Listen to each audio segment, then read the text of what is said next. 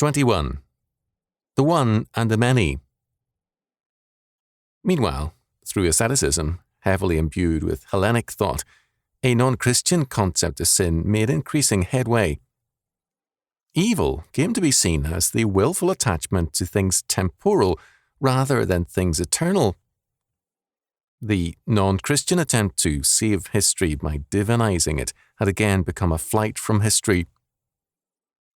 The Christian doctrine of creation, by denying divinity to man and by making time rather than eternity his earthly habitat, had made history central to man.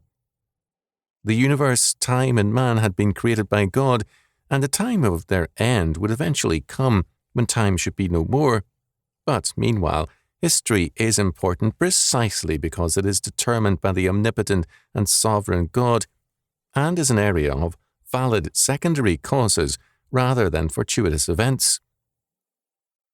Because the universe and history are created by the triune, absolutely self-conscious and self-sufficient God, it is totally predestined and governed by Him, since nothing can be unknown to Him or exist apart from His decree. Hence, the world of time and space cannot be an atomistic and meaningless world of independent particularity. Neither can it be a world with its own independent universals and plans, because it was created in total accord with and in terms of the plan or the universal of God.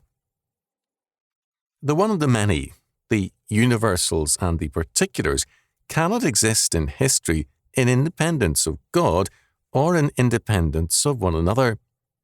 They are interdependent upon one another, since they are from a common and equally ultimate creative act, and hence they are both derivative from His decree.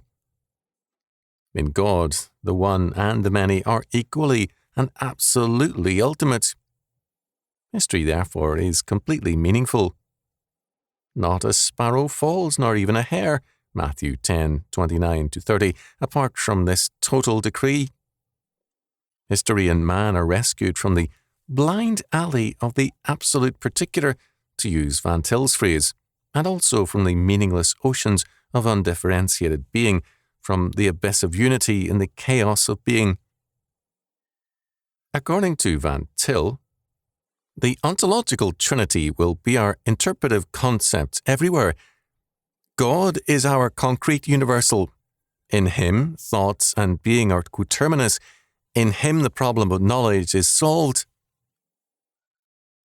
This biblical doctrine has been extensively compromised, and it was to be subjected to further attempts to fit it into a Hellenic mold.